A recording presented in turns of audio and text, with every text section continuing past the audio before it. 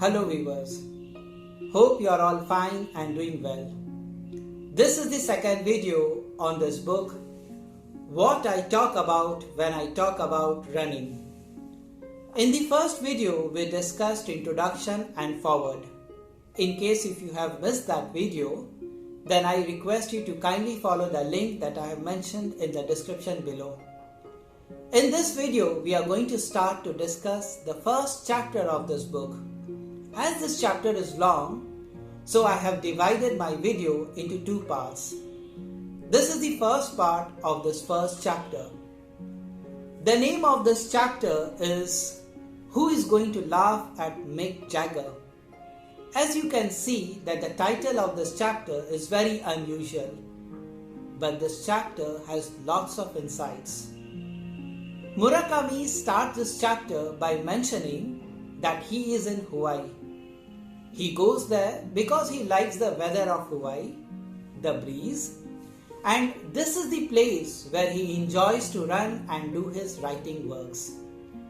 He runs 6 days a week, and while running he listens to the music, and especially that type of music which does not make him think too much and has a certain rhythm which assists him in running. He says that rhythm is very important for him, for both writing and in running. Many people probably don't realize, but rhythm is extremely important in life. The rotation of the earth has a rhythm. The cycle of the moon and the sun has a rhythm. Every song has a rhythm. Rhythm is essential to dance, poetry and speech. Rhythm is one of the central aspects of music. In our life also, there is a rhythm. Like our heartbeat and respiration has a rhythm. The way we walk, talk and run also has a rhythm. Rhythmic activities improve our physical and mental well-being. Anne Dennisellen, the professor of musicology at Oslo, Norway says, if we can understand more about rhythm, we will understand more about how people function. Murakami says he too has a rhythm for both writing and running. In his everyday life, he uses rhythm. He is aware about it. That's why he stops running at a point where his exhilaration can be carried out to the next day. The same concept he applies in writing too, by stopping at a point where he feels that he can write more, so that the next day's work goes smoothly. We all have to identify our own rhythm so that we can be most productive. Next, he talks about the importance of memories. While listening to music, he gets lot of passing random memories. Although these memories may not be very significant to others, but in his life, it is due to the accumulation of all these memories that he has become what he is today. Whatever has happened to him till this date, it is because of the aggregation of all the past memories. In our life also, memories are of great importance.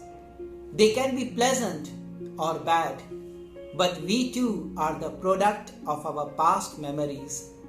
And if we are aware as to why what has happened in our life, then we also have the power to alter our future. This is a very powerful thought as to how we can use our past memories to learn from it and move ahead in our life to make our future more better. Next he says that the older you get, the busier you become. Ultimately, life is very short. No one knows when it is the time for us to go. Our time on this earth is shortened every moment, whether we like it or not. And once a moment is gone, it's gone forever. This is why it is so very important not to waste time that is given to us. So if we are conscious about it, then the older we get, the busier we become, to use time wisely. I have made 2 videos on the same topic, Carpe Diem, which means seize the day, and Memento Mori, which means remember you are going to die. Both are Latin words and is very near to what we are discussing, that time is limited. The links I have shared in the description below. Murakami's next point in this chapter is that running suits his personality. It has made him strong physically and emotionally, but competition doesn't suit him.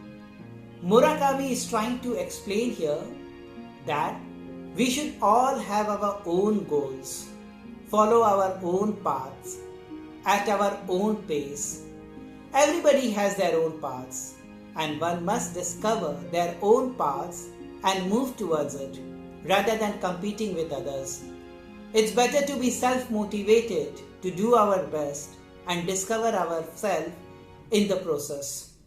For the same reason, he has chosen writing, as there is no competition for him in writing also. All he aims to achieve is the standard he has set for his writing.